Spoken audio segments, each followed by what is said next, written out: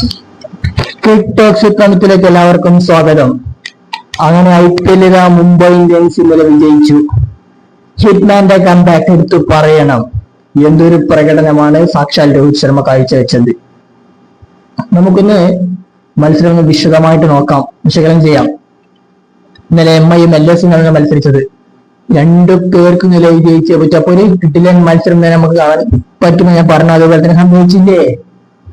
എന്തുണ്ടായത്? മുംബൈയിൽ നിന്ന് നയിച്ചത് സൂര്യകുമാർ യാദവാണ്. ഹാർദിക് പാണ്ഡ്യക്ക് ഈസ് നോട്ട് വെൽ എന്നാണ് ഇന്നലെ സൂര്യ പറഞ്ഞത് ടോസ് എടുക്കുന്ന സമയത്ത്. അപ്പോ മുംബൈനെ നയിക്കാൻ സൂര്യ, മറുപക്ഷത്ത് ഋഷഭ് പന്ത് തന്നെ. ടോസ് കിട്ടിയിട്ട് ചൂസ് ഫീൽഡാണ് മുംബൈ നയിക്കാൻ സൂര്യ എടുത്തത്. അപ്പൊ LSക്ക് മുമ്പിലുള്ള ഏക ഉത്തരവാദിത്വം എന്താണ്? വാങ്കുടെ പോലത്തെ പിച്ചിൽ ഒരു മാക്സിമം സ്കോർ അടിക്കുക എന്നാണ് അവർക്ക് ലക്ഷ്യം. അവർക്ക് ഓപ്പണിംഗിൽ ഇന്നലെ ജോഷ് ഇംഗ്ലീഷ് മടക്കി എത്തിയതുകൊണ്ട് മിച്ചിൽ മാഷിന്റെ കൂട്ടായിട്ട് ഇംഗ്ലീഷ് വരുന്നു. എന്നാൽ മൂന്നാമത്തെ ഓവറിലാണ് ഇംഗ്ലീഷ് ഔട്ടായി പോകുന്നത്. ഇംഗ്ലീഷ് 2-3 ഫോറൊക്കെ അടിക്കുന്നുണ്ട്. എന്നാലും അതായത് 2 ഫോർ അടിക്കുന്നുണ്ട് ഇംഗ്ലീഷ്, 3 ഫോർ അടിക്കുന്നുണ്ട് ഇംഗ്ലീഷ്. 5 പന്തിൽ 13 റൺസുമായി അല്ലാതെ സെന്ററിന്റെ പന്തിൽ സൂര്യകുമാർ യാദവ് പിടിച്ച് ഇംഗ്ലീഷ് പോകുന്നു. പിന്നെ നിക്കോളാസ് പൂറൻ വരുന്ന സീസണില് എല്ലാ കളിയും ഫോമൗട്ടായി. എനിക്ക് ഇന്നലെ മാരകമായ അടിയെന്നൊക്കെ പറഞ്ഞാലുണ്ടല്ലോ, അദ്ദേഹത്തിന്റെ റൈവലിൽ കിട്ടിയ അടിയുണ്ടല്ലോ. വിജാസിനും ബുംറക്കും ഗസൻഫറിനൊക്കെ അടിയിൽ കിട്ടിയിട്ട് 4 ഭാഗത്തേക്ക് ഓടുന്ന കാഴ്ചയാണ് എല്ലാവരും കണ്ടത്. അമ്മാതിരി കിട്ടല കിട്ടിയത് എനിക്ക് കയ്യിൽ നിന്ന്. അത് കൃത്യമായിട്ട് പറഞ്ഞു കഴിഞ്ഞാല് മൂന്നാമത്തെ ഓവറിലാണ് നമ്മുടെ ജോഷ് ഇംഗ്ലീഷ് പോകുന്നത്. അതിനുശേഷം നിക്കോളാസ് പൂറിന് അടിച്ച ഒരു അടിയങ്ങളുണ്ട്. തുടരെ സിക്സുകളും ഫോറുകളും മഴയായിട്ട് പെയ്യുന്ന കാഴ്ചയാണ് കണ്ടത്. അങ്ങനെ നിക്കോളാസ് പൂറൻ 21 പന്തിൽ 63 റൺസ്, 8 സിക്സറുകൾ, 8 പടുകൂറ്റൻ സിക്സറുകളാണ് അടിച്ചത്. ബൗണ്ടറിയും അദ്ദേഹം അടിച്ചു. അദ്ദേഹം ഔട്ടാകുമ്പോൾ ടീമിന്റെ ടോട്ടൽ എത്രയാണെന്ന് അറിയോ? 123. അത് യഥാർത്ഥത്തിൽ കളിയുടെ ഗതി മാറുന്നവിടെയാണ്. അതായത് ഒരു ഘട്ടത്തിൽ 300 350 ഒക്കെ പോകുന്ന LSC ടീമിനെ 225 അതായത് 225 പിടിച്ചു നിർത്താൻ പറ്റിയത് നമ്മുടെ കോർബിൻ ബോഷിന്റെ ഓവറാണ്. ആ ഓവറിലാണ് നിക്കോളാസ് പൂറനെ അവർ പറഞ്ഞു വിട്ടതെന്ന കാര്യം മറക്കേണ്ടതില്ലല്ലോ. നിക്കോളാസ് പൂറനെയും പറഞ്ഞു വിടുന്നു, മിച്ചൽ മാഷിനെയും ബോഷ് പറഞ്ഞു വിടുന്ന കാഴ്ച കണ്ടില്ലേ? അങ്ങനെയാണ് മുംബൈയുടെ കളിയിലേക്ക് മല്ലനെ കളിയെ കൊണ്ടുവരുന്നത് കോർബിൻ ബോഷ്. പിന്നെ ഈഡൻ മാർക്കറും ഋഷഭ് പന്തിന് 10 പന്തിൽ 15 റൺസ് അടിച്ചത്. പന്തിനൊന്നും പഴയ മികവിലേക്ക് ഇപ്പൊ ബാറ്റ് ചെയ്യാൻ പോലും പറ്റുന്നില്ല. ഈ ടൂർണമെന്റ് അദ്ദേഹം ഫ്ലോപ്പാണ് ഇപ്പൊ കളിച്ചുകൊണ്ടിരിക്കുന്നത്. അദ്ദേഹത്തിന് പറ്റുന്നില്ല. എഡൻ മർക്കറം വളരെ പതിയാണ് കളിച്ച് 25 പന്തിൽ 31. പിന്നെ രഘുവൻഷി ഇന്നലെ ഡെബ്യൂ ചെയ്തു. അദ്ദേഹം കളിയുടെ സ്റ്റാർട്ടിംഗിൽ അതായത് അദ്ദേഹത്തിന്റെ നേരിട്ട ഫസ്റ്റ് പന്തിൽ തന്നെ അദ്ദേഹം 6 അടിച്ചാണ് തുടങ്ങുന്നത്. അങ്ങനെ 7 പന്തിൽ 11 റൺസാണ് രഘുവൻഷി എടുക്കുന്നത്. പിന്നെ ഹിമ്മത് സിംഗ് അത്യാവശ്യം അടിച്ചു. ഹിമ്മത് സിംഗ് മാർക്കറെ കൂടി അവസാന ഘട്ടത്തിൽ കുറച്ച് അടിച്ചുകൊണ്ട് 228 എത്തി. ആ ബോഷിന്റെ ഓവർ എടുത്ത് പറയണം.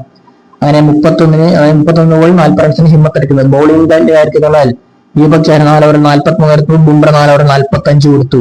ഗസൻഫർ 4 ഓവർ 50 വിക്കറ്റും. ജാക്സൺ 2 ഓവർ 34 ബോഷ് 2 ഓവർ 22 കൊടുത്തപ്പോൾ രവി ശർമ്മ 4 ഓവർ 36 കൊടുത്തത്.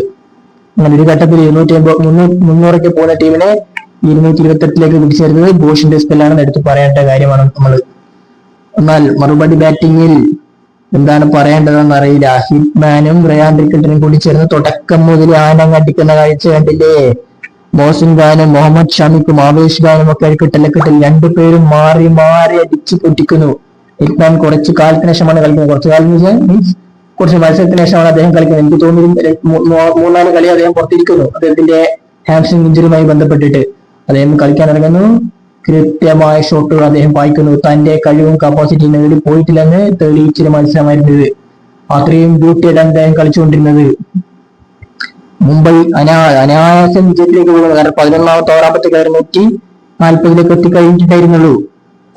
സോറി, അതായത് മുംബൈ വളരെ വേഗത്തിലാണ് വിജയത്തിലേക്ക് പോയിക്കൊണ്ടിരുന്നത്. കാരണം 10 ഓവറാകുമ്പോൾ 127 11ാമത്തെ ഓവറിൽ മോഹസിൻ ഖാൻ റയാൻ റിക്കൽട്ടൻ 4ഉം 6 പായിച്ചു. പിന്നെ ഒരു കവേഴ്സിൽ ഇംഗ്ലീഷ് പുറത്താകുമ്പോഴത്തേക്ക് 144 എത്തി. പിന്നെ രോഹിത് ശർമ്മ കൂട്ടായിട്ട് നമ്മുടെ തിലക് വർമ്മ വരുന്നു.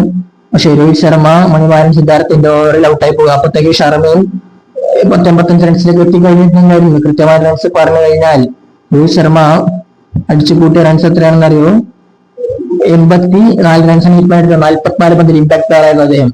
7 സിക്സറുകളും 6 ഫോറുകളും ആ പഴയ കുട്ടിക്കാലത്തിലേക്ക് ഓർമ്മയിലേക്ക് ഹിറ്റ്മാൻ കൊണ്ടുപോയി നേരത്തെ സംശയങ്ങൾ വേണ്ട.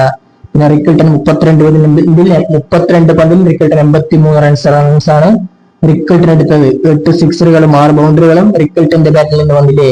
ഇവർ 2 പേരും കൂടി ചേർന്നിട്ട് തന്നെ അനായാസം ഇതിലേക്ക് എത്തിച്ചു. പിന്നെ തിലക് വർമ്മ കാര്യം ചെയ്യാൻ പറ്റില്ല. 13 പന്തിൽ 11 റൺസുമായി തിലക് വർമ്മ തുടങ്ങിയപ്പോൾ സൂര്യകുമാറിന് അതായത് സീസണിൽ വലിയ ഫോമിൽ കയറാൻ പറ്റില്ല. എന്നാലും അദ്ദേഹം 7 പന്തിൽ 12 എടുത്തപ്പോൾ നമാൻകർ 12 പന്തിൽ 23 റൺസുമായി എടുത്തു. അവസാനം വിൽ ജാക്സന്റെ ഒരു സിക്സർ കൊണ്ടാണ് ഫിനിഷ് ചെയ്യപ്പെടുന്ന മത്സരം. അങ്ങനെ മുംബൈ 18.4 ഓവർ ആകുമ്പോഴത്തേക്കും 229 റൺസിലേക്ക് അവരെത്തി വിജയം സ്വന്തമാക്കുന്ന കാഴ്ചയാണ് കണ്ടത്. അതുപോലെ മുംബൈ ഇപ്പോൾ ഇന്നലെ ജയത്തോടുകൂടെ ഒരു പോയിന്റ് ടേബിളിൽ മാറ്റമൊന്നും ഉണ്ടായിട്ടില്ല, ശരിയാണ്. പക്ഷെ ഇനിയുള്ള 4 മത്സരങ്ങളിൽ വിജയിച്ചാൽ 14 പോയിന്റിലേക്ക് എത്താൻ പറ്റും. തലപ്പത്തുള്ളവരെ പരാജയപ്പെട്ടാൽ മുംബൈക്ക് ഇനിയും സാധ്യതകൾ ഏറെയാണെന്ന് പറയേണ്ടി വരും. LSTയുടെ കാര്യം ഏകദേശം അവസാനിച്ച മട്ടാണ്. ഇനി 0.1% ഒക്കെ ചാൻസുകളുള്ളൂ, അതും നാരോ ചാൻസുകളൊക്കെയാണത്. ഏതായാലും ഇന്നത്തെ വിജയത്തോടെ മുംബൈ ആരാധകർക്ക് സന്തോഷമായിട്ടുണ്ടാകാനും സംശയങ്ങളും അക്കാര്യത്തിൽ വേണ്ട. മല്ലസിന്റെ ബോളിംഗ് കാർഡിലേക്ക് വന്നാൽ ഷമി 4 ഓവറിൽ 53 റൺസാണ് എക്സ്പീരിയൻസ് ഷമി വിട്ടുകൊടുത്തത്. എനിക്ക് അദ്ദേഹം എടുത്ത് ശരിയാണ്. മോസിൻ ഖാൻ 4 ഓവറിൽ 47, പ്രിൻസ് 3 ഓവറിൽ 24-0, ആവേശ് ഖാൻ 3.4 56 റൺസാണ് ആവേശ് ഖാൻ കൊടുത്തത്. മണിമാരൻ സിംഗർ 4 ഓവറിൽ 47 ഉണ്ട്. അപ്പോൾ ക്രിക്കറ്റ് ലോകത്തെ കൂടുതൽ വിശേഷങ്ങളുമായി നമ്മൾ വീണ്ടും എത്താം.